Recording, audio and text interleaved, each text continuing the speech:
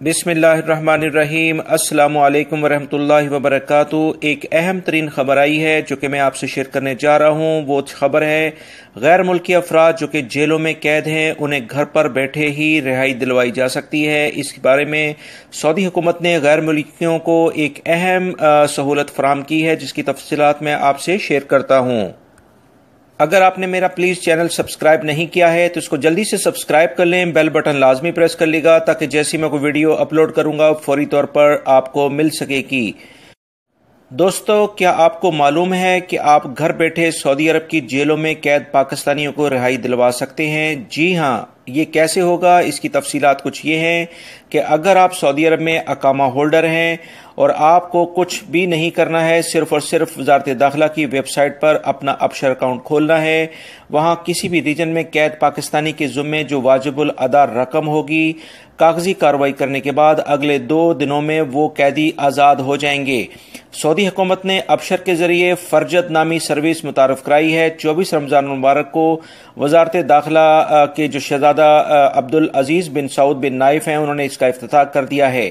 اب تک کی اطلاعات کے مطابق 250 کے قریب قیدیوں کو رہائی دلائی جا چکی ہے اور اس بارے میں وہ قیدی اپنے گھروں میں بھی جا چکے ہیں۔ محکمہ جیل خانہ جات میں تعلقات عامہ کے سربراہ میجر جنرل بندر الخرزمی نے بتایا کہ سعودی میڈیا کو بتایا ہے کہ سعودی شہریوں نے اب تک تقریباً 250 قیدیوں کو اس سہولت سے فائدہ اٹھا کر رہائی دلوا دی ہے اور وہ اپنے گھروں میں چلے گئے ہیں۔ اس طرح سے یہ سلسلہ جاری رہے گا اور آئندہ دنوں میں بھی مزید قیدیوں کو رہائی ممکن ہے۔ یہ فرجت سروس ہے کیا؟ اس کی تفصیلات یہ ہیں کہ ایسے تمام قیدی جو کہ کسی قرض کی وجہ سے، یعنی انہوں نے کسی سے پیسے لیے، ادا نہ کر پائے، کیس چلا اور وہ جیل چلے گئے، ایسے قیدیوں کو ان کی جو بھی ان کے اوپر ڈیوز ہیں، ان کے اوپر جو قرض ہے اسے ادا کر کے رہائی دلوائی جا سکتی ہے۔ سعودی حکومت کے اس سروس کو متعارف کرانے کے بعد سوشل میڈیا پر بہت سارے افراد نے اور مشہور شخصیات نے اور بڑی کمپنیوں نے اس اقدام کو بہت سراہا ہے اور اپنا حصہ بڑھ کر اس میں ڈالنا شروع کر دیا ہے۔ سعودی وزیر محنت نے احمد الراجی ان کا نام ہے، انہوں نے تمام بینکوں اور بڑی کمپنیوں سے اپیل کی ہے کہ اپنا معاشرتی کردار ادا کریں اور عطیات دے کر قیدیوں کو رہائی دلوائیں۔ اس بار بہت ساری کمپنیوں نے بہت سارے عطیات دیے ہیں۔ ریاض بینک نے اب تک 11 افراد کے واجبات ادا کر کے انہیں رہائی دلوائی ہے، جبکہ سامبا بینک نے 50 لاکھ ریال اس مد میں مختص کر دیے ہیں اور بہت سارے قیدیوں کو رہائی دلائیں گے۔ سنیپ چیٹ اور ٹویٹر، انسٹاگرام پہ مشہور بہت سارے افراد نے بھی اپنا حصہ ڈالا ہے۔